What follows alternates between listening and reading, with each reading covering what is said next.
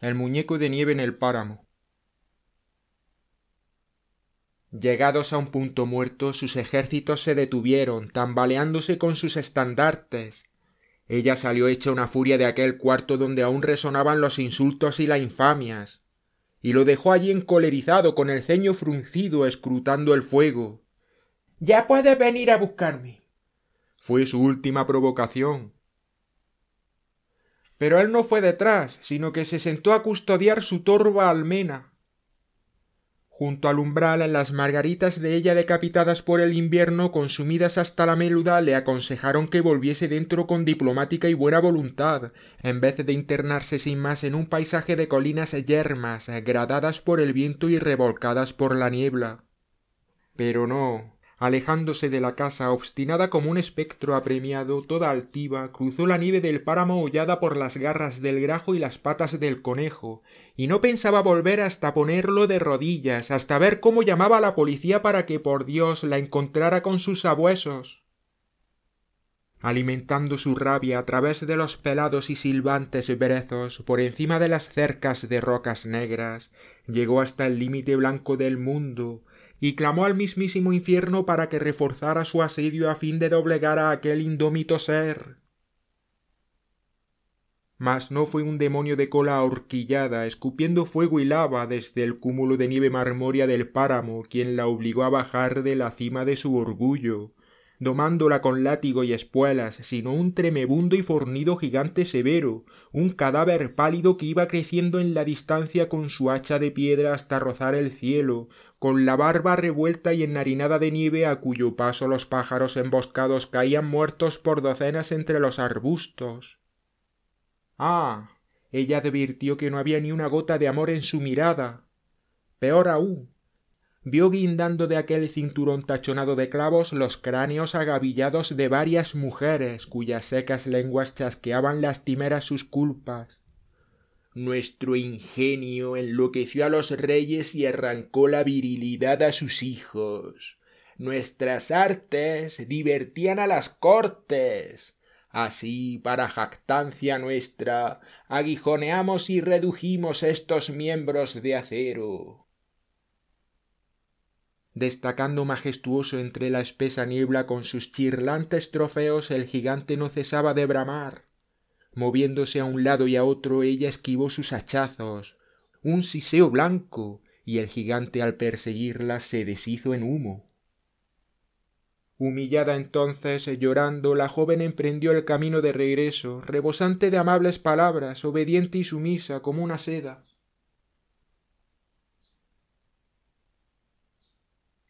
Mayflower.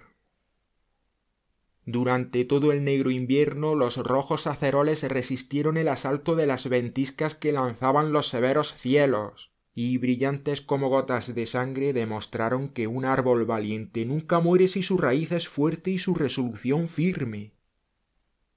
Ahora, mientras la verde savia asciende por el tronco en forma de chapitel, los arbustos asombran nuestros ojos con unas flores tan blancas como si brotasen del mismísimo báculo de José, evidenciando que la belleza nacida de la audacia es mucho más valiosa.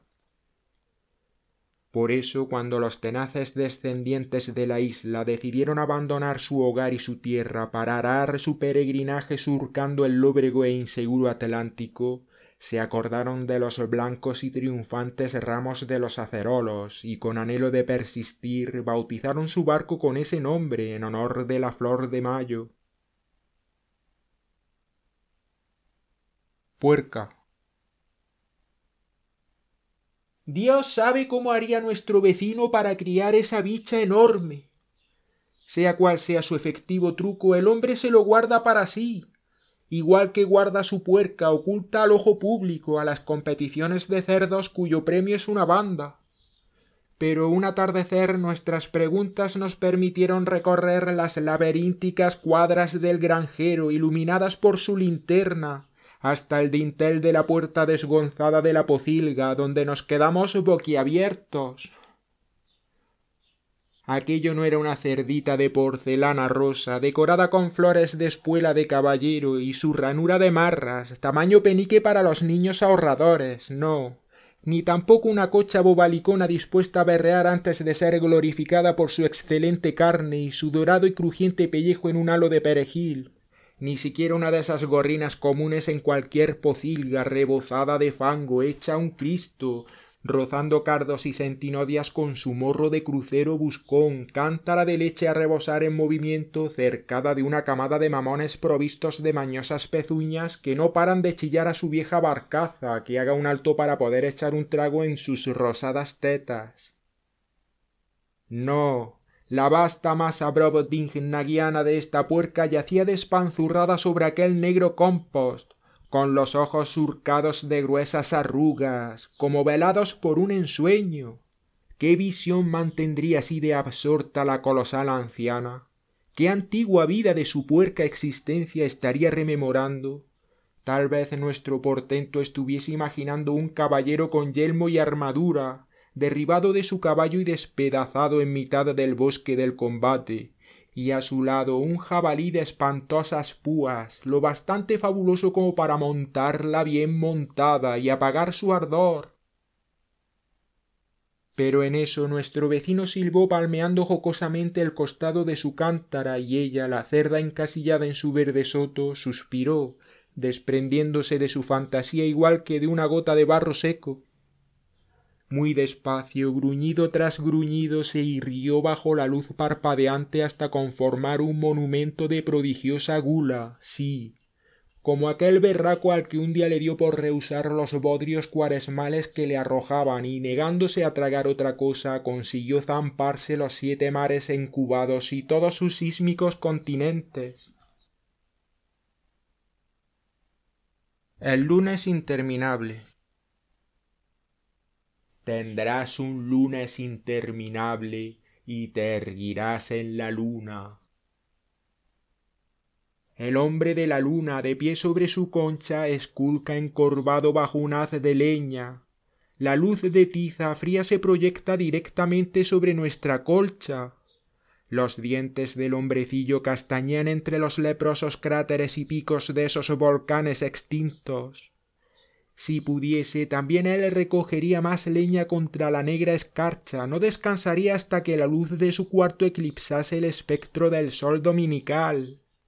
Pero ahora sufre su infierno de un lunes tras otro en la bola lunar, sin un mísero fuego, con 7 gélidos mares encadenados a su tobillo.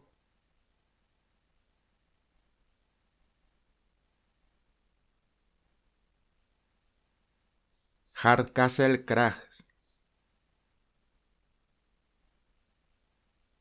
Percutiendo aquella calle acerada, sus pies de sílex provocaban una algarabía de ecos que iban clavándose como anzuelos color azul lunar por todo el pueblo negro, hecho de piedra, hasta el punto de que ella oía cómo el aire veloz prendía su yesca y vibraba un abanico de cohetes resonando de una pared a otra de las oscuras casas reducidas. Pero los ecos fueron extinguiéndose tras ella mientras las paredes daban paso a los campos y al incesante bullir de las hierbas, cabalgando bajo la plenitud de la luna, las crines al viento incansables atadas, como un mar sujeto a la luna ondula sobre su raíz. Aunque una niebla espectral se levantó del valle resquebrajado y quedó flotando encima a la altura de sus hombros, no se ainó a ningún fantasma de rasgos familiares, como tampoco ninguna palabra dio cuerpo y nombre al estado blanco vacío en el que ella se adentraba. Tras dejar atrás aquel pueblo habitado por el sueño, sus ojos no recrearon ningún sueño y el polvo del hombre del saco perdió lustre bajo las plantas de sus pies. El viento vasto, dilatado hasta reducirla a una pizca de llama, silbaba su agobio en la caracola de su oído, y su cabeza, igual que la cima cortada de una calabaza, abovedaba aquel bullicio babélico. Todo lo que la noche le dio a cambio del mísero regalo de su bulto y del latido de su corazón fue el indiferente hierro combado de sus colinas y sus pastos bordeados por una pila de piedras sobre piedras negras. Los establos guardaban camadas de crías y desechos junto a las puertas cerradas, las vacas descansaban arrodilladas en el prado mudas como peñascos, las ovejas esteaban custodiadas por las piedras en sus matas de lana y los pájaros dormidos en sus ramas llevaban golillas de granito, sus sombras eran el disfraz de las hojas. Todo el paisaje se cernía amenazador como el mundo antiguo que fue otrora, en su primitivo y poderoso vaivén de linfa y de savia, inalterado por los ojos, lo bastante como para apagar el núcleo de su pequeño ardor. Pero antes de que el peso de aquellas piedras y aquellas colinas de piedras la triturase hasta convertirla en mera arenisca de cuarzo bajo aquella luz pétrea, ella dio media vuelta.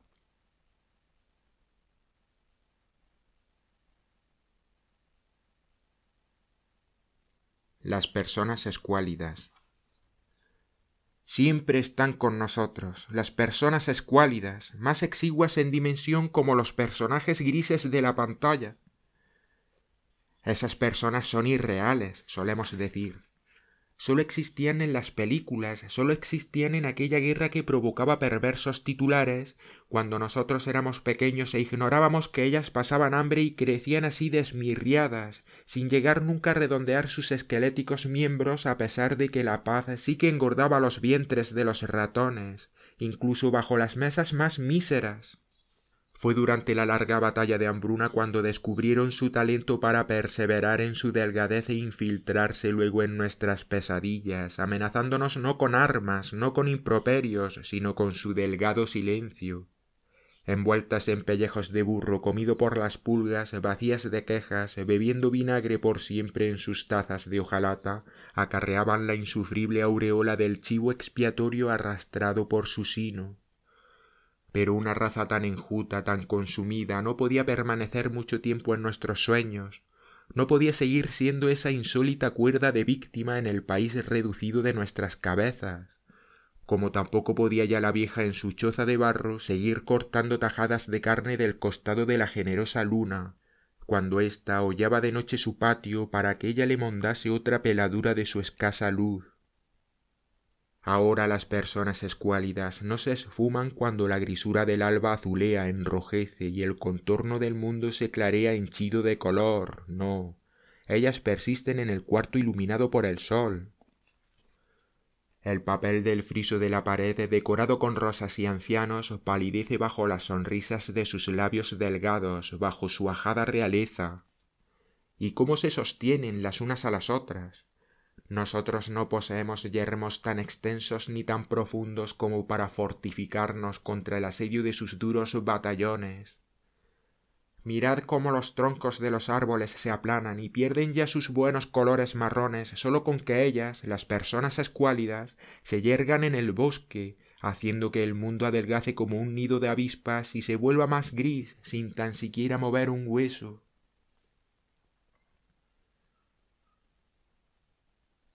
Sobre la dificultad de conjurar una dríade. Buscando alguna presa entre el persistente batiburrillo de lápices despuntados, tazas de café decoradas con rosas, sellos de correos, el clamor y el griterío de los libros apilados, el canto del gallo de la vecindad, la multitud de impertinencias de todo tipo, la mente jactanciosa desdeña las improvisadas peroratas del viento y lucha por imponer su propio orden a lo que existe.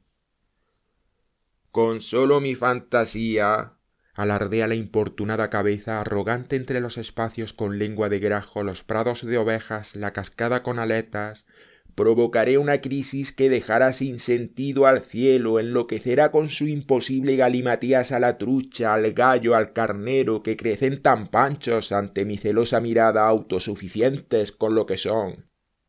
Pero ninguna verde patraña angelical adamasca con su brillo cegador el ojo raído. Mi problema, doctor, es que veo un árbol. Y ese condenado escrupuloso árbol no realiza ningún truco para embelecar a la vista. Por ejemplo, sesgando la luz urdir una dafne, pero no, mi árbol sigue siendo un árbol. Por mucho que intento doblegar esa corteza, ese tronco, obstinados a mi dulce voluntad, ninguna figura luminosa se materializa en miembros, ojos, labios radiantes, para engatusar a la sincera tierra que desprecia rotundamente ficciones, tales como las ninfas. La fría visión no se deja embaucar con falsificaciones. Seguro que en este otoño pródigo en sueños, algún hombre con ojos alunados, bendecido por las estrellas y con dotes de ilusionista, observa la damisela que me ha dejado plantada, la moneda que malgasté, el caudal de hojas doradas que perdí y hasta el aire opulento corre tachonado de semillas, mientras este pobre cerebro mío, en lugar de amasar fortuna, se limita a robar al follaje y a la hierba lo poco que tienen. Sobre la plétora de dríades. Mientras oía a un santo blanco elogiar con entusiasmo una belleza quintesencial que tan solo puede ver el corazón excelso, puse a prueba mi visión fijándola en un manzano que por su protuberancia y su verruga excéntricas se había ganado todo mi amor. Permanecí sentada sin comer ni beber, privando de toda mi fantasía para descubrir ese árbol metafísico que ocultaba a mi mirada mundana su brillante veta oculta en lo más profundo de una madera tan gruesa que ningún hacha podría cortarla. Pero antes de que pudiese cegar mi vista para ver únicamente con el alma inmaculada, cada uno de sus rasgos me arrebató sobremanera, cada marca, cada mancha se me hizo más hermosa que la carne de cualquier cuerpo luciendo las huellas del amor. Por mucho que luchaba para abrirme paso entre aquella maraña centelleante de hojas que discutían agitadas en lenguas babélicas, por aquella corteza rayada y moteada de color ámbar, ningún rayo visionario atravesó mis densos párpados.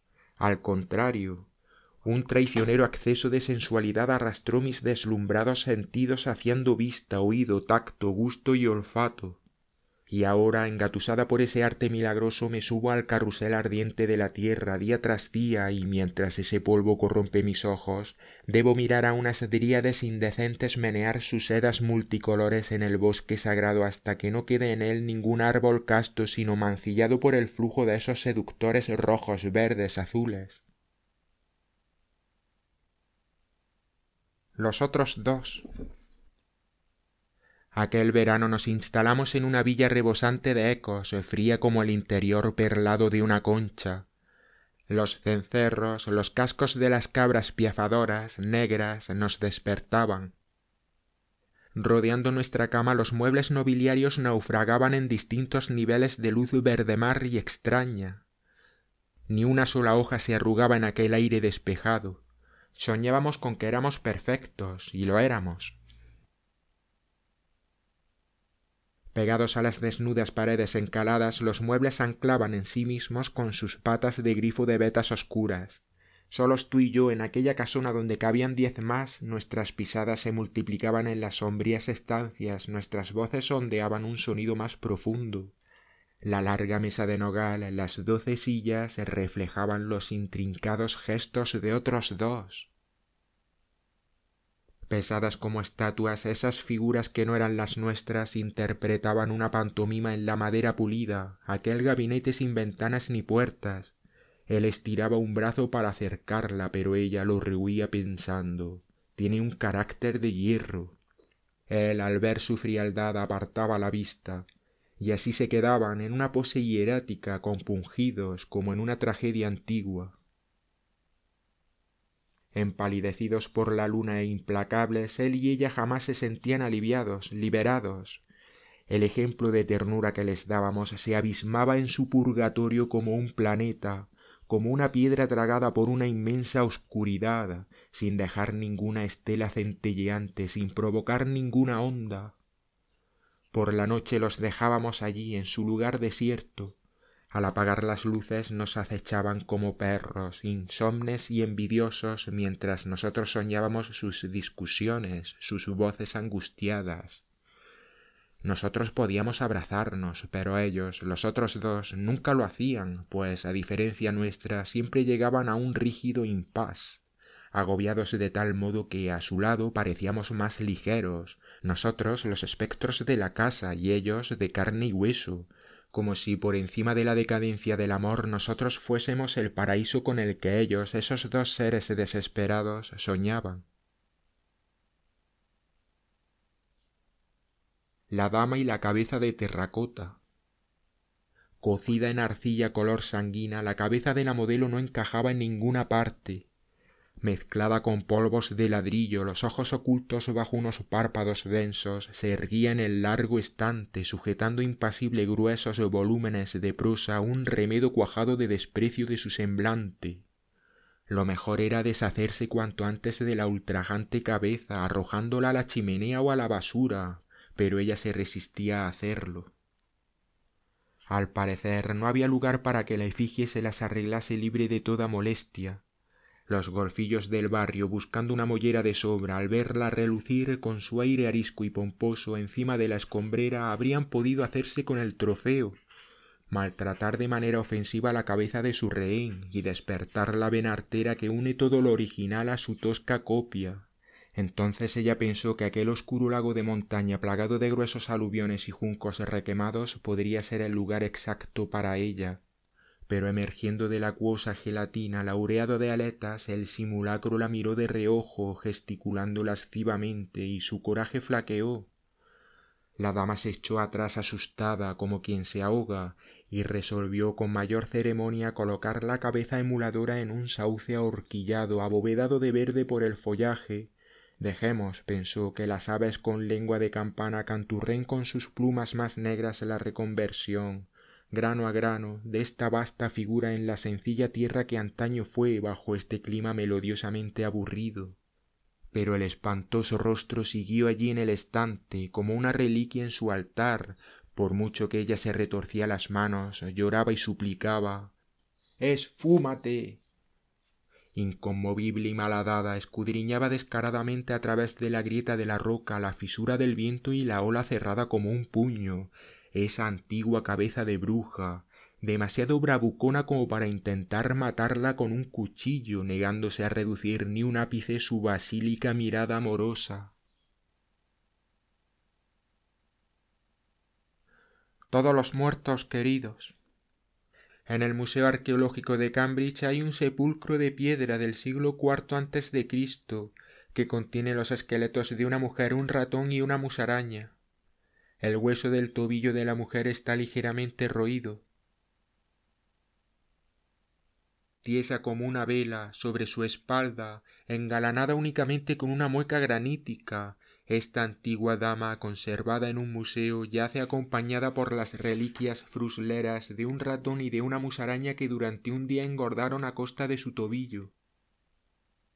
Estos tres seres, sacados ahora a la luz, testimonian secamente el juego brutal de la lucha por la supervivencia, ante el cual apartaríamos la vista de no haber oído a las estrellas triturar, grano a grano, nuestra propia molienda hasta los huesos.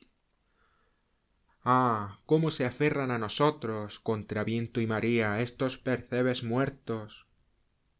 Esta dama no es nada mío y sin embargo lo es, y estaría dispuesta a chuparme la sangre y sorberme el tuétano para demostrarlo. Mientras observo su cabeza desde el azogue del espejo, mi madre, mi abuela y mi bisabuela extienden sus manos de brujas para llevarme a donde ellas, y una imagen amenazadora emerge a la superficie del estanque, donde el necio de mi padre se hundió con unas aletas anaranjadas de pato cerniendo sus cabellos. Todos los seres queridos que murieron hace tiempo regresan pronto, sin embargo, muy pronto, ya sea en los velatorios, en las bodas, en los partos o en una barbacoa familiar. Basta un roce, un sabor, un olor penetrante para que esos proscritos cabalguen de vuelta al hogar y al santuario, a usurpar nuestro sillón entre el tic y el tac del reloj, hasta que nosotros, gulliveres cadavéricos, infestados de espectros, también nos vamos a yacer con ellos, estancados en su mismo punto muerto, tomando las raíces por cunas de roca. Historia natural. Aquel altivo monarca, el monarca de la muerte, reinaba con su sangre azul en un país vulgar. Aunque dormía de armiño y se atracaba de asado, la filosofía pura, su auténtica pasión, le absorbía los sesos.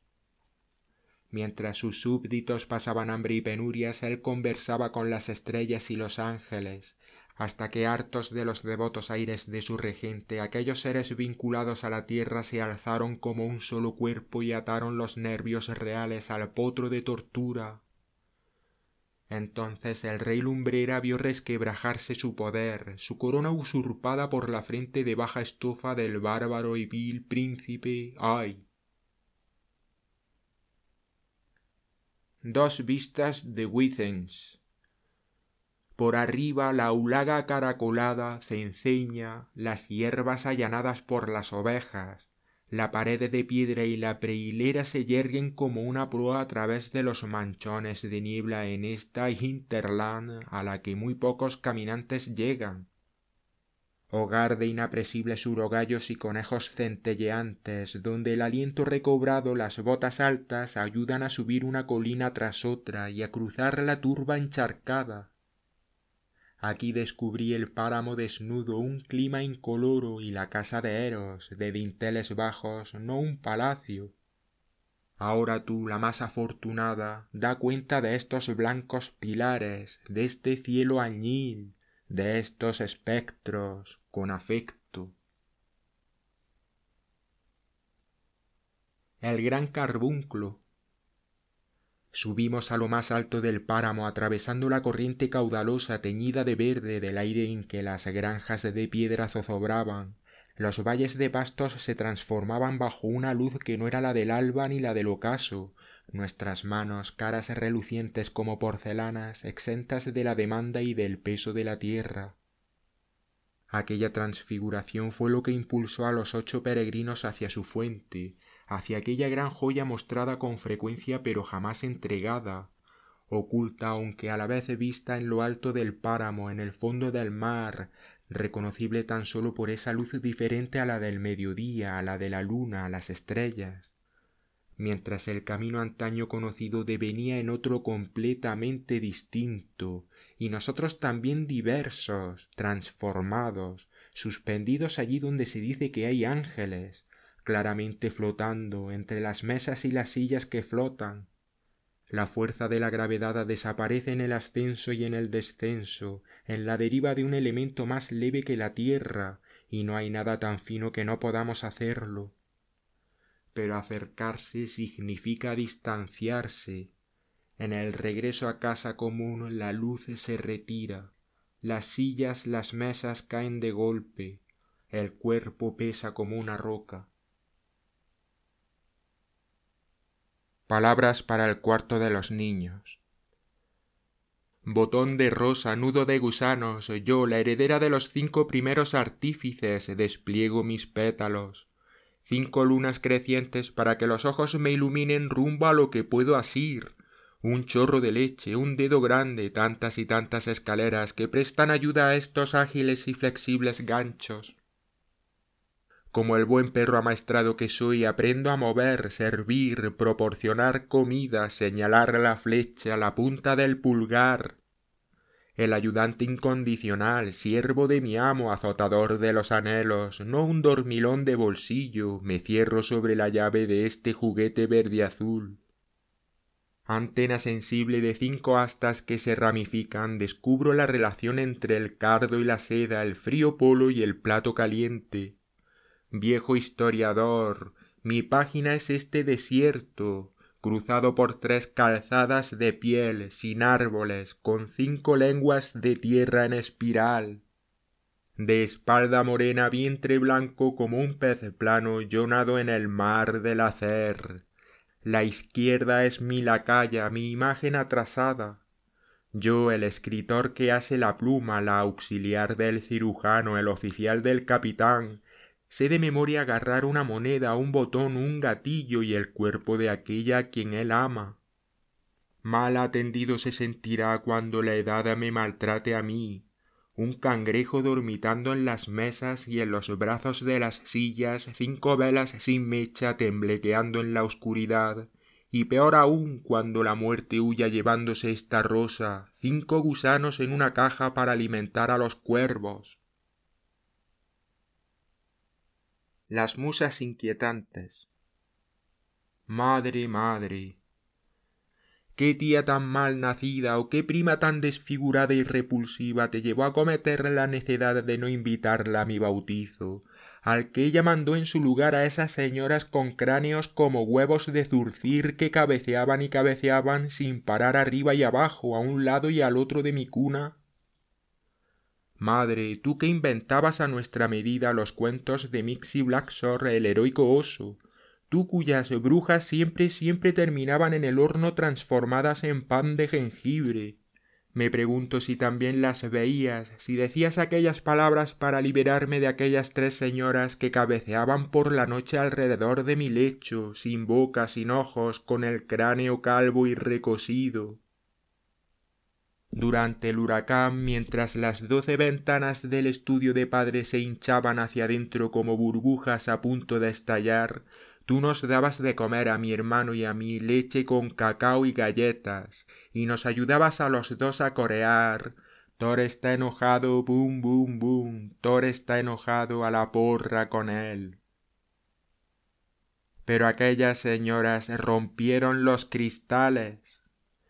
Cuando las compañeras del colegio bailaban de puntillas, centelleando como cocuyos y cantando la canción de la luciérnaga, yo no podía levantar ni un pie con aquel vestido resplandeciente, y me quedaba a un lado con mis pies de plomo en la sombra proyectada por aquellas madrinas de tétricas cabezas, mientras tú gritabas y gritabas, la sombra se alargaba, las luces se extinguían.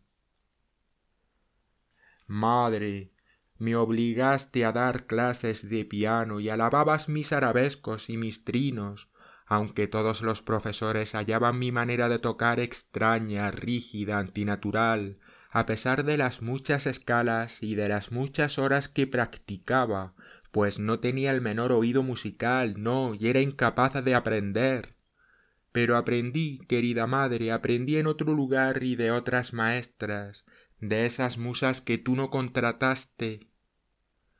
Un día desperté para verte, madre, flotando encima de mí por el aire más azul en un globo verde brillante con 1.000.000 de flores y de petirrojos azules que jamás ha visto nadie en ninguna parte.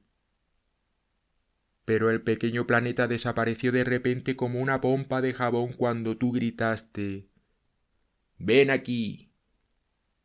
Y yo volví a hacer frente a mis compañeras de viaje. Día y noche, a los pies y a la cabecera, a ambos lados de la cama, las 3 me vigilan vestidas con sus túnicas de piedra, sus rostros en blanco como el día en que nací. Sus sombras se alargan en el sol del ocaso, que nunca se vuelve más brillante ni termina de ponerse. Sí, este es el reino al que me engendraste, madre, madre. Pero no voy a fruncir el ceño para no desvelar la relación que mantengo.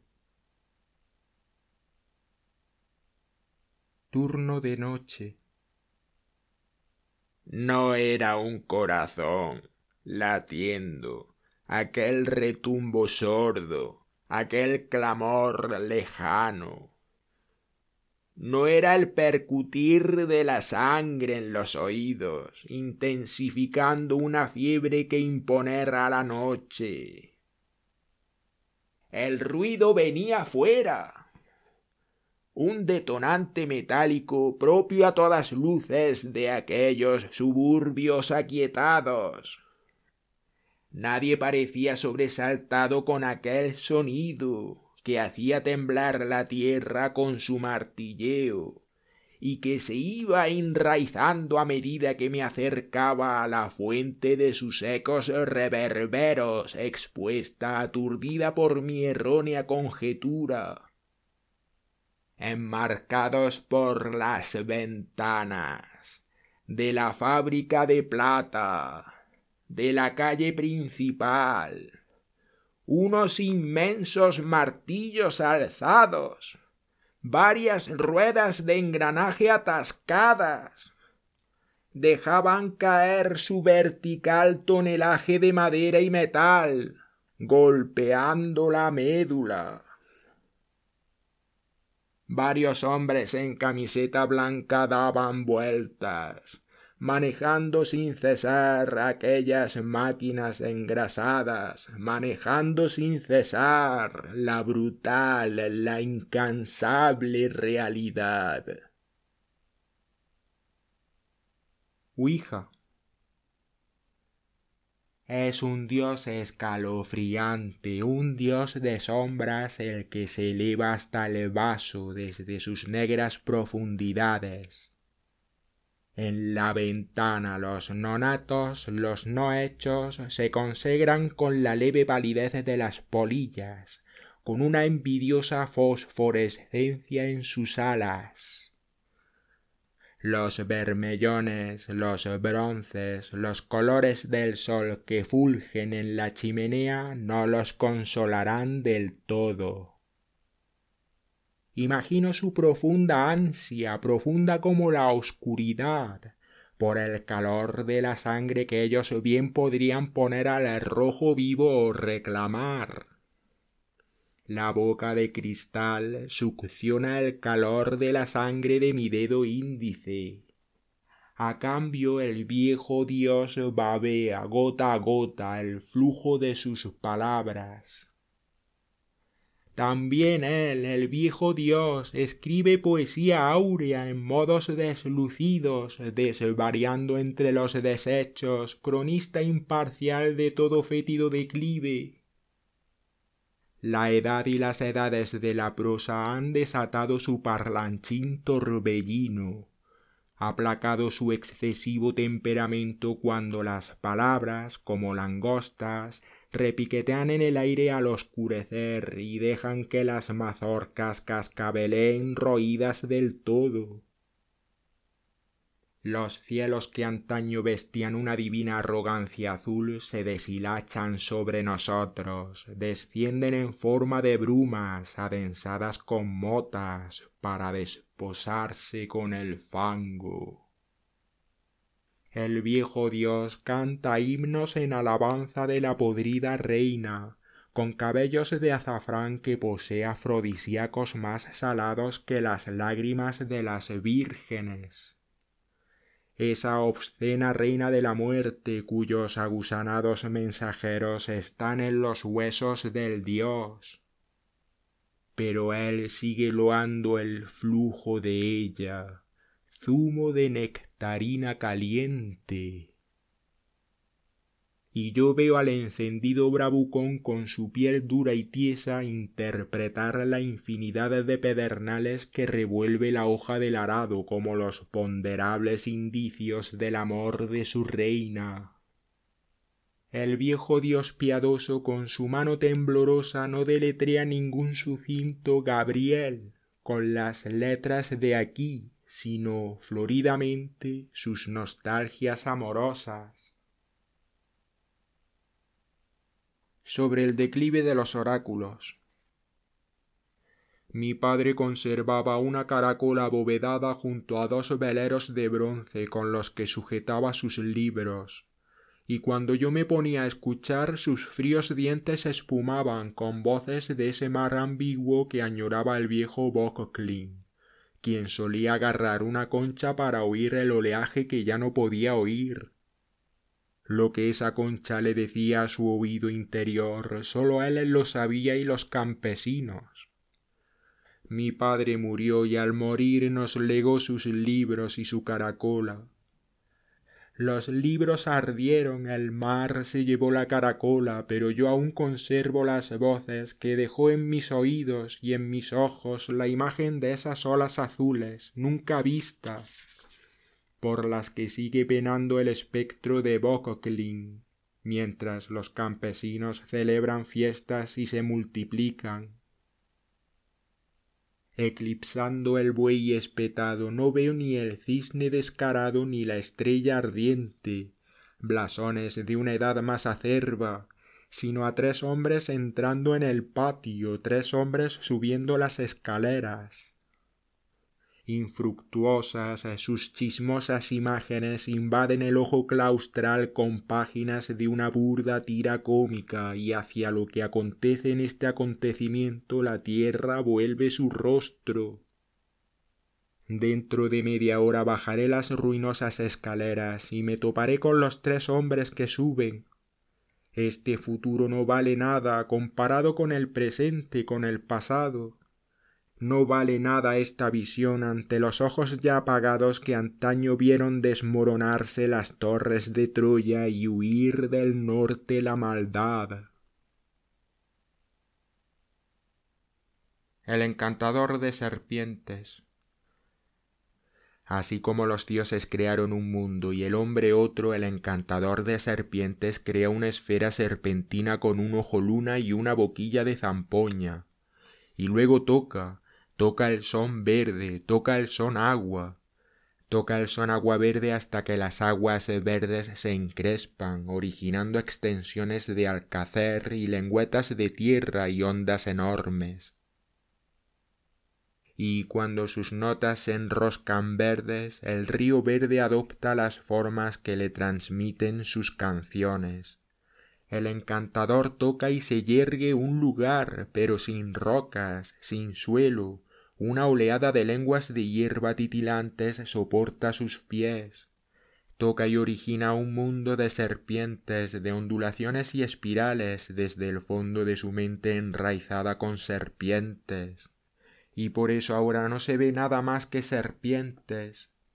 Las escalas serpentinas se transforman en hoja, se transforman en párpado, cuerpos de serpiente, rama, pecho arbóreo y humano. Y él, en este reino de serpientes, regula las contorsiones que ponen de manifiesto su serpentinidad y su poder con las flexibles melodías que surgen de su fina flauta.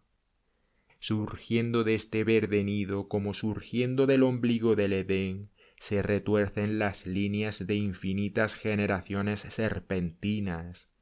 ¡Que haya serpientes!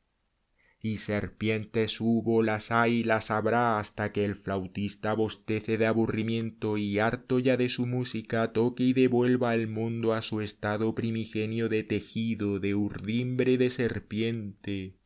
Que toque y funda esa tela de serpientes otra vez en aguas verdes hasta que ninguna serpiente asome ya la cabeza y esas verdes aguas vuelvan a ser sólo agua, sólo verde, nada semejante a una serpiente. Entonces él guardará su flauta y eclipsará las lunas de sus ojos. Una lección de venganza. En las severas edades de las ventosas celdas y de los aún más ventosos castillos, edades de dragones que alentaban sin el marco que luego les pondrían en las fábulas, el santo y el rey desanudaban las coyunturas de las trabas, no con un milagro o un recurso soberano, sino empleando abusos tales como un bofetón de desprecio o el hiperminucioso tormento de las empulgueras. Un alma sujeta con arrojo, un caballo blanco ahogado y todos los pináculos inconquistables de la ciudad de Dios y de Babilonia deben aguardar, mientras, por un lado, la mano de Suso afila sus tachuelas y sus agujas, flagelando hasta llagarlas las rojas compuertas de su cuerpo para deleite del cielo, exigiendo implacablemente el ardor de sus lomos arrechos con los escozores que le producen las crines de caballo y los piojos. Y por otro el airado Ciro malgasta un verano entero y la fuerza de sus héroes increpando al río Gindes, devorador de caballos.